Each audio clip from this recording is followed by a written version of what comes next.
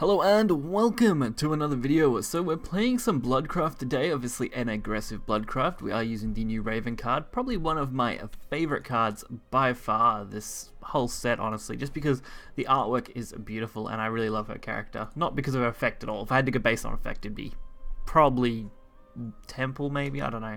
Not sure what I would like for my most favourite cards so far. We haven't had too much testing yet, so it's a bit early to say, but do love Raven. Raven is an absolute cutie of a card, and this deck is actually one of, I would say, my fans' decks. After all, they follow me on Twitter and stuff, so why not? Vlinga, he's made this deck. I found it on his Twitter, and I thought it was interesting to give a go, so why not? Plus, it seems to do quite well if you are looking for that very, very quick grind. You'll either lose or win very early on, so it's a very easy deck to both climb and just gain points with, so I highly recommend it if you are interested. It's also reasonably cheap in regards to cost, only with a couple of legendary cards, 2 Karabos and 2 Vania, and everything else is just pretty easy to obtain. So we'll get right into the video and check it out. So game 1 is against Shadow. Time to get started. Shadow, interesting, I've got to say. People seem to be going pretty hard with it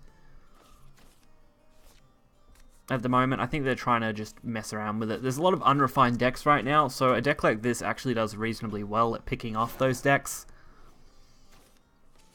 So the turn 1 Buller play, basically just because this deck is highly aggressive, so if you do get this out on 1, it isn't exactly bad. Of course, it is better when you get its enhance effect, and mostly aiming for the damage over the healing effects, but it is still quite a nice turn 1 play, especially when followed up immediately by a turn 2 drop like we just did, giving us optimal damage to the face.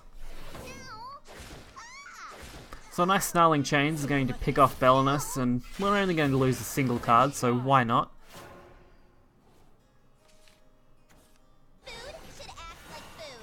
Demon Eater, no real threat.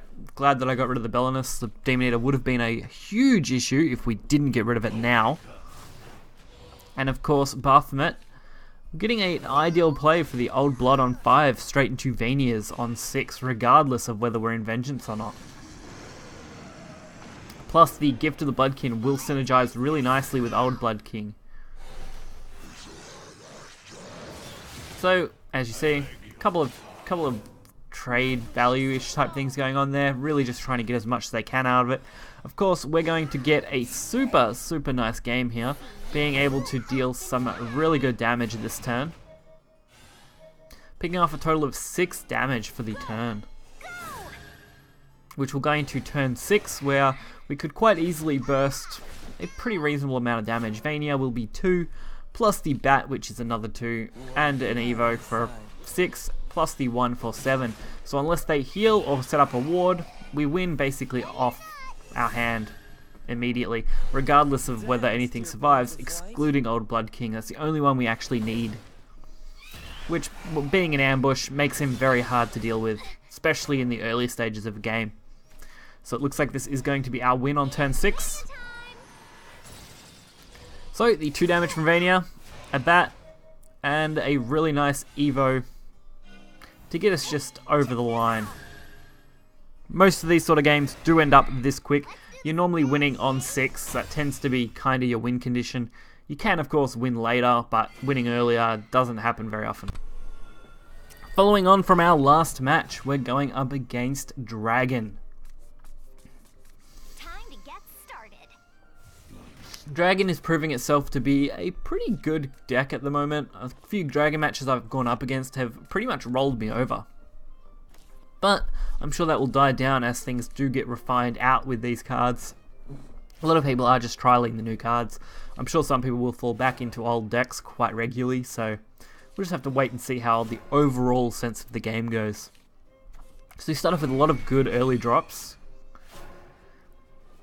being able to very easily set up a Spiderweb Imp, which is a pretty decent counter to this 2-1. Plus, getting ourselves as low as we can is always good to get close to Vengeance. Plus, you can do it without Belf, which is really nice. So unfortunately, I do have to use the Razor Claw to get rid of this ward. I didn't really want to sacrifice anything else at this stage, and really wanted to get at least some damage to the face. So we see the Dragon Oracle play. And just another white worm. No real issue for us. We are going to be able to evolve next turn, plus we can drop a couple of these 2-drops down. I do love using the Fallen like this and getting the value out of it. Being able to ping that 1 damage to face can be the difference between winning and losing a lot of the time. So our Spiderweb Imp with the Evo is going to be 3 damage, and it means it avoids most of their low cost stuff. So there is their Dragon's Nest. They're going to try and heal by the looks of it. Dragon's Scyther. Pretty predictable at this point. I could have got rid of this pretty effectively, to be honest, instead of doing the play I'm about to do. But I really liked this Buller play and wanted to be able to use it. I don't get to use Buller as much as I probably would like these days. And it's such a nice card, especially with the sleeves and emblem being available this month. I do recommend that you guys get those, they do look pretty sweet. So we get a nice 7 damage burst there. Even though we are basically setting up this 4-1, and of course they are healing for 4. So they negated most of our damage. How long they can survive though, it's going to be interesting.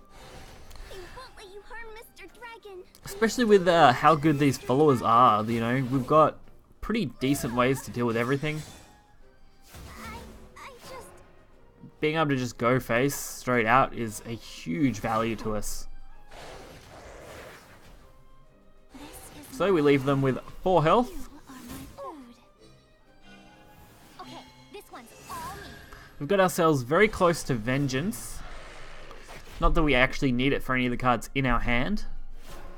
But this ward is going to do very, very nicely, and obviously enough for them to concede this game. And now our last game is against Rune. In particular, an Earth Rune deck.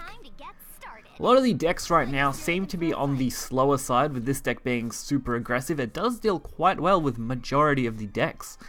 The only deck I had any trouble against, I think, was just one dragon match, I believe, that I used this deck against, and it just didn't go well. I drew pretty badly. You don't want to really draw all your high-end stuff. You really need to have those 2-drops, so definitely prioritize Mulligan into those 2-drops as early as you can. I normally don't hold Old Blood King or Vania unless I know that I really can use them, which is not very common. The Spiderweb Imps are definitely the things you want the most. They hold a massive amount of value in the early game, especially when you play them like this and get them out on turn 3, where you can block off a 2-1 or a 2-2 kind of follower and just go face. So it looks like they are going for a little bit of healing. Not that I really mind. We are just going to be able to go face and use Snarling Chains instead of having to use our Razory, while at the same time getting a nice 2-drop out. Whether I should have went for Bahamut or not really was up in the air. I think Bahamut might have been the little bit better play there. After all, I can use the Fallen anytime I want to get that damage, whereas Bahamut really probably should have got out then on that curve. But the Paradise Vanguard being a pretty nice counter to these cards. It is going to clear out everything if they use this 1-2, which they are, of course. We can set up our Old Bloodkin though and just try to go for damage. We've got Razory, we now have another Fallen, we have a Bahamut, which means we have a chance at drawing into a very, very nice setup. Plus, with the extra Evo and an ambush, as long as they don't play a ward, we're pretty safe overall. They're going to have to remove this 3-3 as effectively as they can. A little bit of healing, again, a little bit annoying, but nothing we can't handle. We have at least 8 damage currently. It's really going to come down to this draw whether we win this turn. And that is going to close the game. So this Razory Claw puts us into Vengeance, which reads Raven can activate as Midnight Vampire, which is going to gain us 3 damage just off that 1 card alone, which is awesome. So that's going to be perfect. We also have the Evo, which is another 2, plus the extra 2 from both the attack and the Fallen here. So we are well and truly getting our lethal off.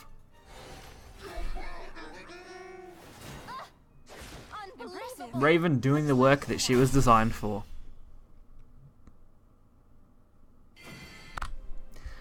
So I hope you guys did enjoy this video, and I want to give a big shout out to Vlignir. He's great. Vlignir, I think, yeah. I'm really bad at pronouncing things. I'll try and leave a link to his Twitter in the description below if I remember. It's just a matter of putting it there, but you can find him pretty easily if you just search Twitter for it. So why not? It's a great deck, great fun, does pretty well so far. It'd be interesting to see where this deck winds up in a few days. After all, refining decks down usually ends up killing off a lot of these hyper aggressive decks. So hopefully you guys do enjoy this video. Be sure to hit that like button and subscribe. As always, deck list will be in the description below, and I'll catch you guys next time. See ya.